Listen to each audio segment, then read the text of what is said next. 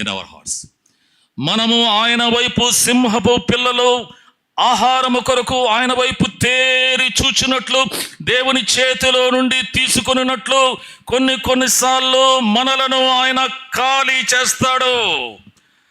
మనలను ఆయన ఎంప్టీ పాత్రలుగా చేస్తాడు. మనము ఖాళీ అయినప్పుడు దేవుని వైపు తేరి చూచినట్లు.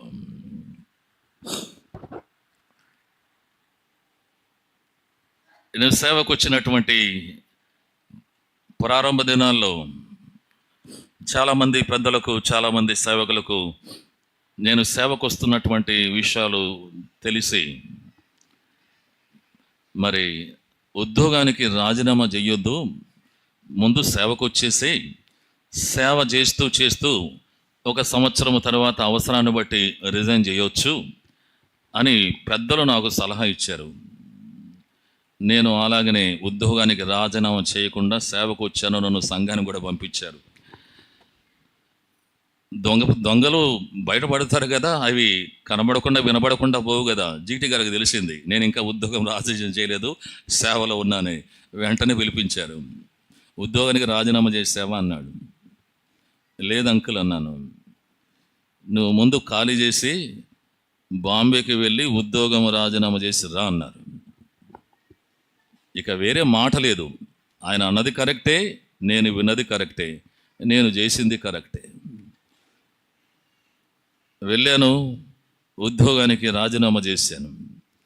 ఎవరు నమ్మడమలే. నేను రాజీనామా చేస్తుంటే ఎక్కడైనా ఓవర్సీస్కి వెళ్తున్నావా లేక వేరే కంపెనీకి జంప్ అవుతున్నా, ఏదేదో అడుగుతున్నారు. నేను దేవుని సేవకుని వెళుతున్నా అంటే వాళ్ళకి ఎవరికి అర్థం కాలే. పిచ్చోడు అనుకున్నారు. రాజీనామా చేశాను, హెబ్రోనుకు వచ్చాను. అంకుల్ రాజీనామా చేసి వచ్చానని. సరే ప్రార్థన చేద్దామన్నారు. వెంటనే పంపించాలి కదా వేరే సంఘానికి. 3 పిల్లలు నేను వచ్చాము. రాజీనామా చేస్తానని అక్కడికి తిరిగి అక్కడ పంపిస్తాననుకున్నా. పంపలే. ప్రార్థన చేద్దామన్నాడు. ప్రార్థన చేద్దామన్నా. రోజు వెళ్ళి అక్కడ కూర్చునేవాడిని.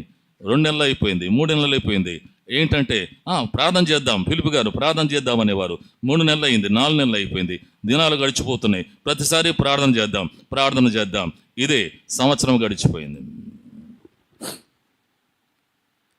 నేను ఇంటున్నటువంటి నా రెంటెడ్ హౌస్ హైదరాబాద్లో దాదాపు 16,000 రెంటెడ్ హౌస్, 3 బిడ్డలు, వారి పోషణ, వారి కాలేజ్, అందరూ కార్పొరేట్ స్కూల్లో కాలేజీలో చదువుతున్నారు. ఇక చివరిగా మరి నా బ్యాంక్ బ్యాలెన్స్ చివరగా ఇక 20,000 25,000 బ్యాంకు బ్యాలెన్స్ చూపిస్తోంది. ఈ నెల గడిచిపోతే దౌర్భాగ్యమైనటువంటి బ్రతుకు నా కళ్ళ ముందు కనబడుతోంది. ఇంటి బాడుగా, పిల్లల చదువులు, ఇవన్నీ కళ్ళ ముందు కనబడుతుంటే మరి అర్థం కాలే ఏం చెయ్యాలో. రాజీనామా చేసి రమ్మని చెప్పినటువంటి ఈయన సంవత్సరం అయిపోయింది, సంవత్సరంన్నర అయింది, 2 సంవత్సరాలుగా వస్తుంది. సంఘం ఇవ్వలేదు. అంత తెలిసిన వాళ్ళమే, సంవత్సరాల తరబడి హెబ్రోన్లో పుట్టిన వారమే, గృహంలో అందరూ కూడా చిరపరిచితులే, హెబ్రోన్కి దగ్గరగా ఉన్నవారే. ఎవరు ఈ సిఫారసు ఏది పని చేయలే. సంవత్సరాలు గడుస్తూ ఉన్నాయి. ఇక 22,000 రూపాయలు బ్యాంకులో ఉన్నాయి. రాత్రి నిద్ర పట్టలేదు.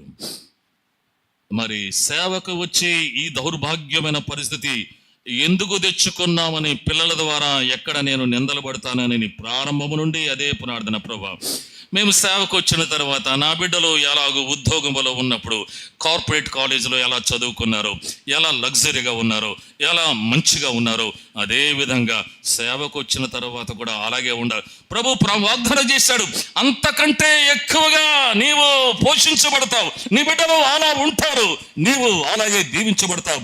ఆ మాట తీసుకున్న తర్వాతనే సేవకు వచ్చాను. అయితే ఈ సందర్భం ఉద్యోగం రాజీనామా చేసి వచ్చిన తర్వాత కూడా 2 సంవత్సరాలు సేవకు పంపించకుండా ఇక కొంత అమౌంట్ బ్యాంకులో మిగిలి ఉండగా దేవుని వైపు చూస్తూ అర్థం కాక తికమక పడుతున్నాను. రాత్రి అంతా నిద్రపోలేదు. ఉదయకాలం 4 గంటలు 5 గంటలకు మంచి నిద్రలో ఫోన్ వచ్చింది.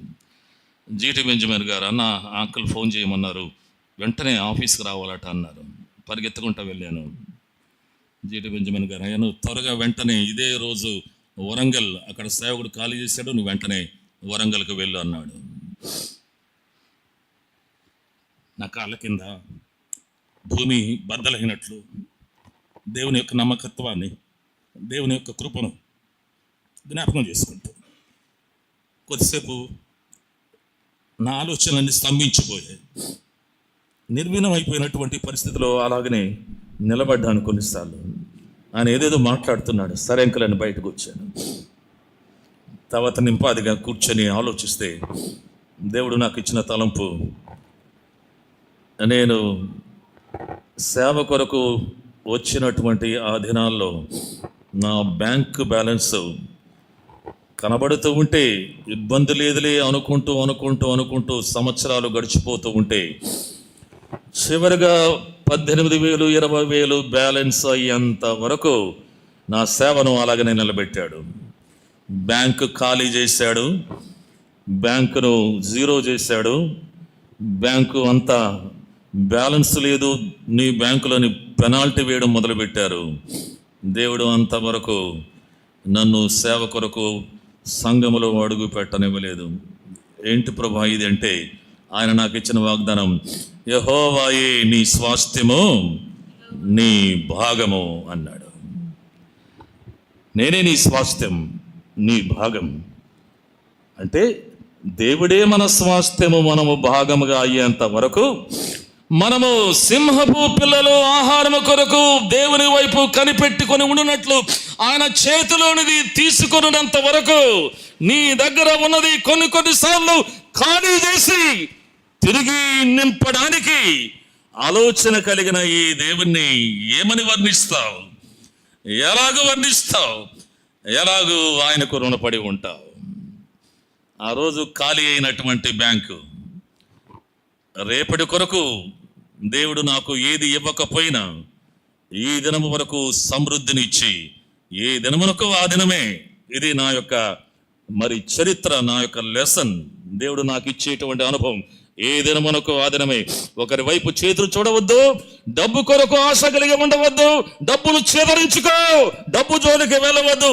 నీకు నీ బిడ్డలకు ఏ రోజుకు ఆ రోజు ఎంత కాలాలో, ఎంత స్టేజ్లో ఉండాలో, ఎంత టీవీగా ఉండాలో, ఈ రోజుకు రేపు మరలా అదే రొటీన్ అవుతుంది, అదే తిరిగి వస్తోంది.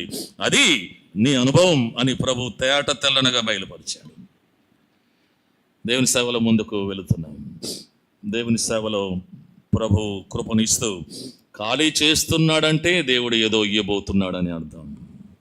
కనుక సింహపు పిల్లలు ఆహారము కొరకు దేవుని చేతిలోని తీసుకున్నట్లు, ఆయన కొరకు కనిపెట్టుకుంటున్నట్లు, నీ అవసరత, నీ అక్కర, నీ కొరత ఏదైనప్పటికీ కూడా ప్రభు వైపు తీర్చుడు.